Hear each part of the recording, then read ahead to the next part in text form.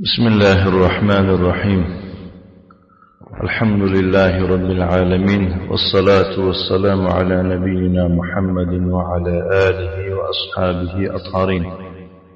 أما بعد، فنتابع درسنا من كتاب التعليق على القواعد الأربع لشيخ الإسلام محمد بن عبد الوهاب بن سليمان بن علي رحمه الله تعالى، والتعليق لفضيلة الشيخ العلامة أحمد بن يحيى النجمي رحمه الله تعالى. القاعدة الرابعة.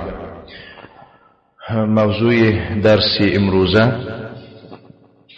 قاعده چهارم است. قاعده چندم؟ چهارم.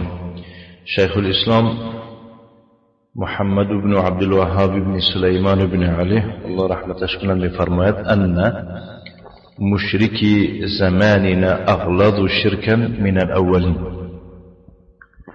لأن الأولين يشركون في الرخاء ويخلصون في الشدة، ومشركو زماننا شركهم دائما في الرخاء والشدة. والدليل قوله تعالى: فإذا ركبوا في الفلك دعوا الله مخلصين له الدين فلما نجاهم إلى البر إذا هم يشركون. بفرمايات أن مشركي زماننا أغلظ شركا من الأولين. مشركای زمان ما، یعنی مشرکایی که در این دور زمان ما هستند، در شرک از پیشینیان سخت‌ترند. یعنی اولا رو دیده اینا شرکشون سخته. برای چی؟ لأن الأولين يشركون في الرخاء ويخلصون في الشدة، زیرا پیشینیان در آسوده حاله شرک قرار میدادند، یعنی که وقتی که اون پرابلم نداشتن چیکار میکردن؟ شرک آوری میکردن. و در بد احواله اخلاص میکردن. وقتی که احوالشون بد میشد، در سرش اون پرابلم میفرمد، چیکار میکردن؟ شرک پرتافته اخلاص میکردن. و مشرکو زماننا شرکهم دائما فی الرخاء و الشده. مشرکان زمان ما باشن شرکشان دائم است، هم در آسوده حاله و هم در بد احواله. ودليل قوله تعالى: فإذا ركبوا في الفلك دعوا الله مخلصين له الدين فلما نجاهم إلى البر إذا هم يشركون. دلیل سخن او تعالی است، میفرماید چون ایشان به کشتی نشینن، یعنی وقتی در کشتی سوار میشدن، نه میترسیدن که کشتی غرق میشود، چیکار میکردن؟ وقتی که میدیدن که کشتی بینای غرق شده است، طوفان میخزد. دعوا الله مخلصین له الدین، الله را به اخلاص در دین او میخواندن، یعنی عبادت میکردن. فلما نجاهم الى البر، و چون ایشان را به خشکی نجاتشان میداد، برده صحه سلامان میرسنشون، اخرجهم من الى الیبس، یعنی به خشکشون میبرد. اذا هم یشرکون، با چکار میکردن؟ شرک میآوردن. یعنی یدعون مع الله غیره، همراه الله شریک. وقال الشارح او المعلق رحمه الله تعالى: إن مشركي هذا الزمان زادوا على مشركي زمن النبي صلى الله عليه وعلى آله وسلم كثيرا. بدرستی مشرکای این دور زمانی ما علاوه کردن بسیار چیزها را بر زمین مشرکای دوری پیغمبر صلی الله علیه وسلم، بحيث إن الذين كانوا في زمن النبي صلى الله عليه وعلى آله وسلم كانوا يشركون في الرخاء ويخلصون في الشدة. نگاه کنید، از اون جهت مشرکای ما از وی مشرکا گذراندن که وی مشرکایی که در زمان پیغمبر صلی الله علیه و آله و سلم بودند، وی ها در رخا، در آسوده حاله، در حالتهای خوب چیکار میکردن؟ یشرکون، وقتی که پرابلم نداشتن شرکاوری میکردن و یخلصون فی الشده و در بد احواله وقتی که حالشان بد میشد به تنگ می آمدن چیکار میکردن؟ یخلصون اخلاص میکردن. فهمیده؟ و یعتقدون ان الشده لا ينفع فيها الا الله. دیده؟ همون مشرکا اعتقاد اونو داشتن که این سختنده یگون کس نفع رسونده نمیتواند جز الله میده. فهمیده؟ لم يبلغ بهم شركهم الى ان اولئك المدعوين يخلقون او يرزقون او يحيون میتا. یعنی شرکشون به اون اندازه نرسیده بود که اعتقاد آنو داشته باشن که این مدعوین یعنی اونهایی که غیر از الله میخوانشون بودها می آفریده باشن، روزی می داده باشن، مرده را زنده می کرده باشن. یعنی شرکشون به این اندازه حال رسیدگی نبود. کدوم مشرکا رو گوش دادن؟ مشرکای پیشینه. رافضی ها من چی میگن؟ رافضی ها میگن که همه خیلی نقل ها دارن، نقل میکنن، افسانه ها دارن، میگن که فلانه یعنی اماماشون نقل میکنن، میگن که ما یک از پیش یک دیگرش اومد گفت که من یک دادر دارم، یک برادر دارم، او را زنده کردم میخواستم. من گفت که نامش مثلا احمد بود. ای احمد خیلی گفت ادون قبل خیلی اومده باشش تکون خب گلوش دست دیدن. یعنی که مشرکای دور پیغمبر به اون اندازه نبودن. باور میکنید؟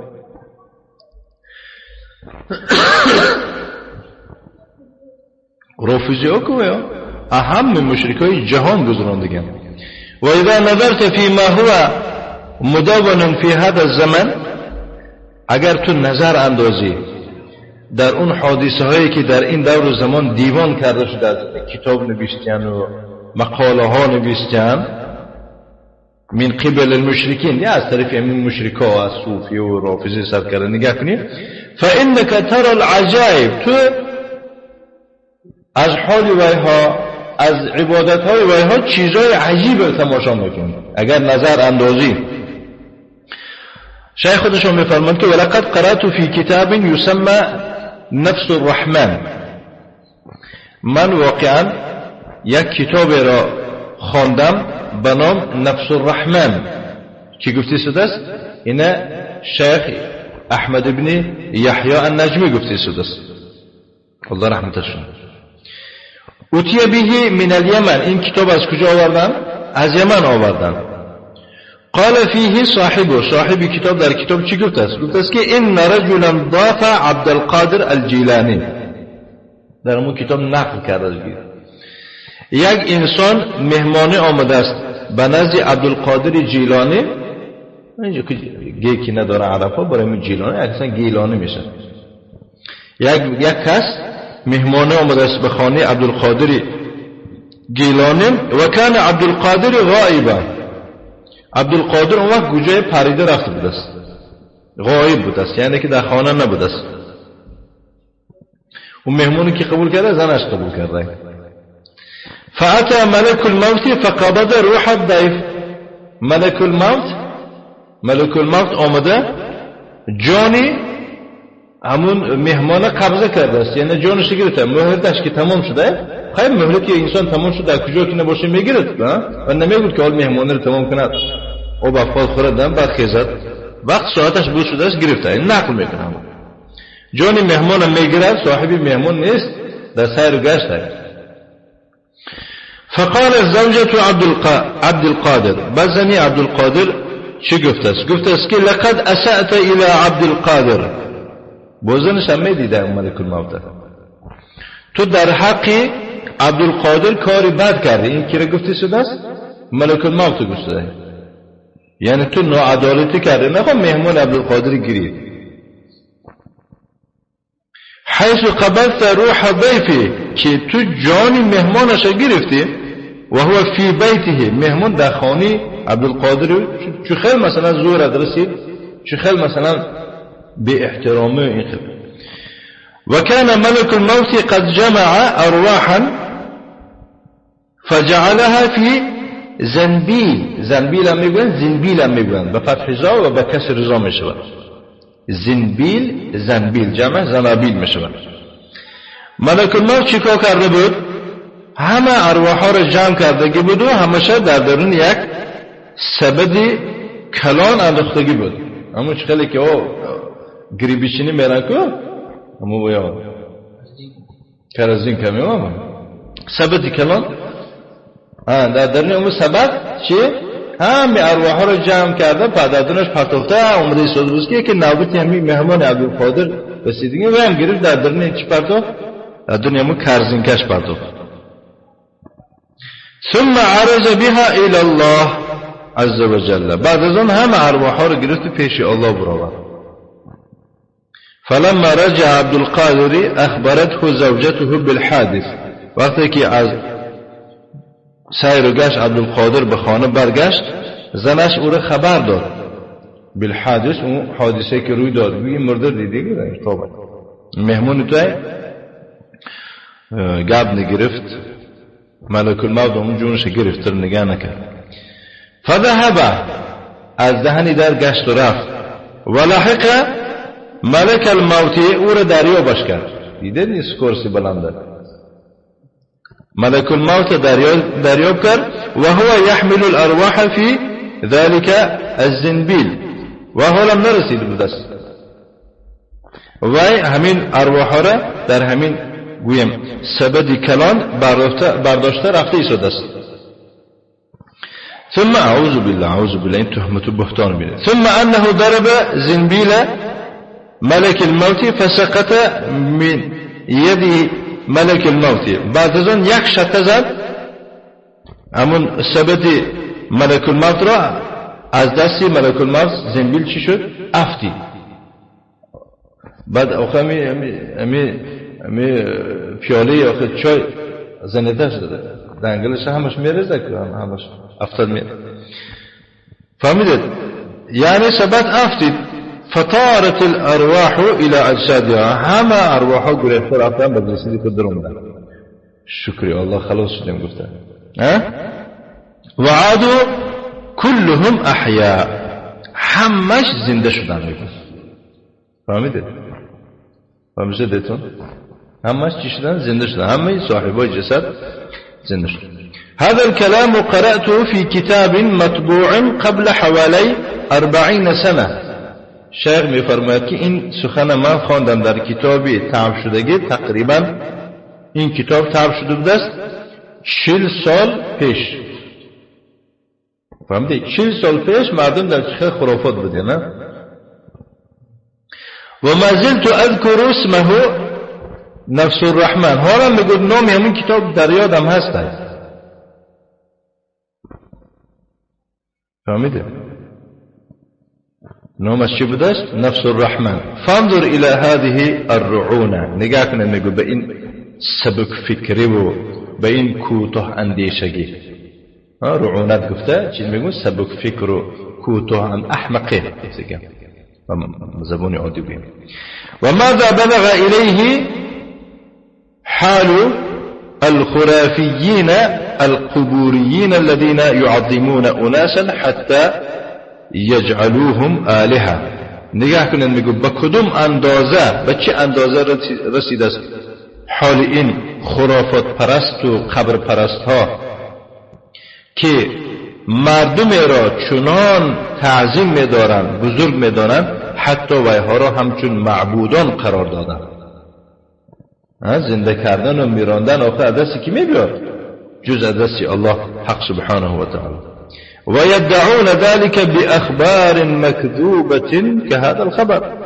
و ادعا میکنه این دعواها رو گفتن میگیرن، دست سینه زدن میگیرن، من خیلی گپ میزنن در اطراف این همون خبرهای بافته و دروغ، مانند این خبری که حاضر گفتیم که دهنشان از منبر چه کف میبرارن، بعضیش اما خگم میزنن تیز آب بیارن دیدن برای الله.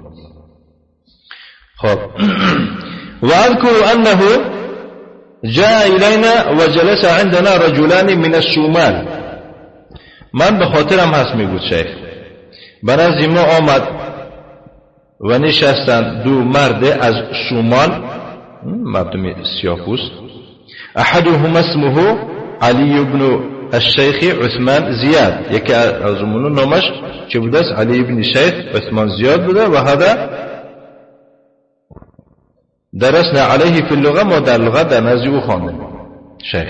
و الاخر اسمه عبد الصمد، دیگرش نامش عبد الصمد بوده. نه شیخ میکنم. وكمل دراسته في الجامعة الإسلامية فيما أذكر، شخصی که به خاطر دارم میگم، و آموزش خود را در دانشکده اسلامی تمام به خاتمه رسونده، مکمل کرده است. قال هذه اینها نقل کردن، گفتن که قرأنا على رجل في الحبشة في كتاب الزبد، یکی الزبد لابن رسلان، یعنی که ما قرائت کردیم خواندیم در نزد مرد در حبشستان در کتاب به نام الزبد لابن رسلان. فلما بلغنا الى قول، وقتی که ما به قول او رسیدیم که والاولیاء ذو کرامات رتبه ومن تهوا لوالد من غیر ابی، اولیاءها صاحب کرامات و صاحب رتبه می باشند و انتقال نمی کند با فرزند از پدر. و من تهوا چی؟ و مثال گرم نمی گذارد، انتقال نمی کند با فرزند از چی؟ بی پدر، یعنی بی پدر به فرزند نمی گذارد، باید که یعنی که مخل باشد به پدر باید انتقال کنند. یعنی اولیاءها چی دارن؟ فرزند دارن که با اینجا گفت است که من تحول ولد من غیر اب، یعنی به پدر چی انتقال نمیکنه. اولیاء فقط پدر بری پسرش میته، بری بیاش میته، همه خیل باید که همه خیل باشه اولیاء. فهمیدید؟ فقال ذلك رجل، همون مرد گفت مرد که در حبشستان، بله قد انتهوا، بله گذشتگی است. میگو که گفت که حقیقتا گفت گذشتگی هست اولیاء. فقال له، براش گفتن که کیف ذلك، چه خیلی گذشتگی است؟ قال ان فلانا الشيخ الصوفي كان معروفا بالصلاح، یک فلانی یک شیخ صوفی بود، آدمی خوب بود، یعنی به صلاحیت معروف بود. و کان عقیما، بعد چی شد؟ عقیم بود، یعنی که بی فرزند بود. فسخر منه رجل یعرفه، یک انسانی که او را میشناخته بود مسخرش کرد. یعنی من در یاد دارم میگه که یک انسان اولیای خیلی خوب بود و بی فرزند که بود، بعد یکی از مردهای میشناختگی و مسخرش کرد، بی فرزندی گفتش. فقال ان فلانا حصل له ولد فسماه باسمه، گفت بعد فلانی گفت برای او فرزند پیدا شده و نامش نامی من نماند. و جمع اصحابه، و اصحابش چکا کرد؟ یار دوستش جمع کرد. و ذهب بهم الى ذلك الشیخ، و همونها را گرفته به نزد همون شیخ بی فرزند را. فلما جاءوا الى الشیخ، وقتی که نزد شیخ آمدن، وجدوا ان للشیخ ولدا، بینن که در پیش همون شیخ یک کودک شسته. فهمیدید؟ یعنی معنی گفت بینه چه؟ یعنی ما اولیاء گفت است که فلانه فرزند یافت و نامی من ماندش گفت است. بعد اینا میروند میگه چقدر بی فرزند به فرزنددار بود است. وقتی که مردم جمع میکنن میگم نزد همون موسفه موشیخ، میبینن در نزد موسفه نزد مو اولیاء گویم یک کودک شسته لشیخ ولدن. فنظروا الیه، نگاه کردن. و عادوا مقتنعین، و برگشته رفتن قانع شده که ان للشیخ ولدن، یعنی این شیخ همطورم باشد که فرزند داشته. و بعد ان ذهبوا، بعد از که ویها رفتن، ذهب بالولد، بچه رو چکو کرد؟ برد.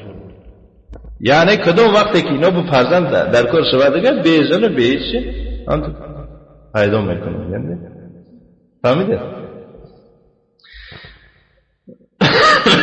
افسونات یه مصرف. فهمیده؟ فانظر ایضا ما فی هذه الرعونه، نگاه که میگو در این سبب فکری و کوتاه اندیشی اینش بیمایید و ان فلانا حصل له ولد فلان بچه دار شده و هو لم يكن له ولد نگاه بچه دار نبوده بچه دار شده و الى غیر ذلك من الاخبار الباطله و غیر از این دیگه خبرهای باطل هستند که والحکایات التي يوهمون فيها الناس بصدق ما يدعون من القدرة لأوليائهم على ما لا يقدر عليه إلا الله فنعوذ بالله من الضلال. شیخ میفرمایند به این حکایه ها نگاه کنید التي اینا چنان حکایه های هستند که در اینها مردم در وهم میاندازند یوهمون فیها الناس مردم چی در وهم میاندازند با باور کردن آن چیزهایی که دعوا میکنن از قدرت برای اولیاءشون به همان قدرت هایی که حال آنکه زورش نمیرسد در این چیزها جز الله فنعوذ بالله من الضلال با الله پناه میبریم از گمراهی و بهذا تعرف مدى ما بلغ الیه الخرافیون القبوریون و بنامین میگود اندازه تو و به همین تو میگو میشناسی با چه اندازه رسیدنی یعنی که این خرافات پرست و این قبر پرست ها را فی هذا الزمن در این دور زمان من المبالغه فی الشرک در مسئله خیلی هم زیاد فرو رفتنشان در شرکی که زادوا به علی شرک ابی جهل که اینها هم گذراندن از شرک ابو جهل و از شرک ابو لهب هم گذراندن و امثالهم من مشرک العربی و مانند اینها دیگه مشرک های عرب الذين قاتلهم رسول الله صلی الله علیه و آله و سلم آن مشرکایی که پیغمبر علیه السلام به اونها جنگید استباح دماءهم خوناشون مباح قرار داد و غنم اموالهم مالاشون غنیمت گرفت و سبا نساءهم و اولادهم و زن و فرزنداشون اسیر گرفت و مع ذلك فإن كثيرا من الناس بل ممن يدعون العلم لم يخرجوهم من الاسلام و در برابری همین قدر شرکای اکبر میبینید که بسیار مردمی هستن بلکه کسانی که با دعوای علم یعنی ملا هستن عالم هستن وایها را از اسلام نمیبرانند میگن که نه اینا در اسلام نه مسلمان اینا برادران ما هم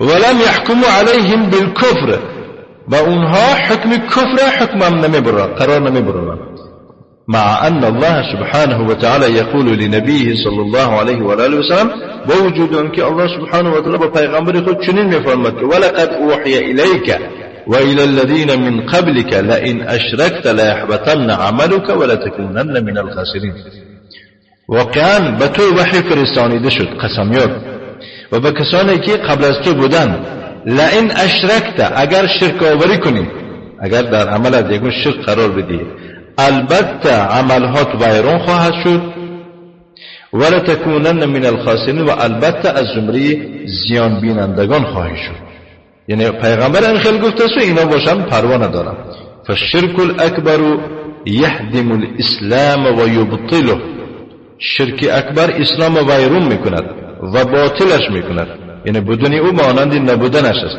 کما یبطل الحدث طهارت المتطهر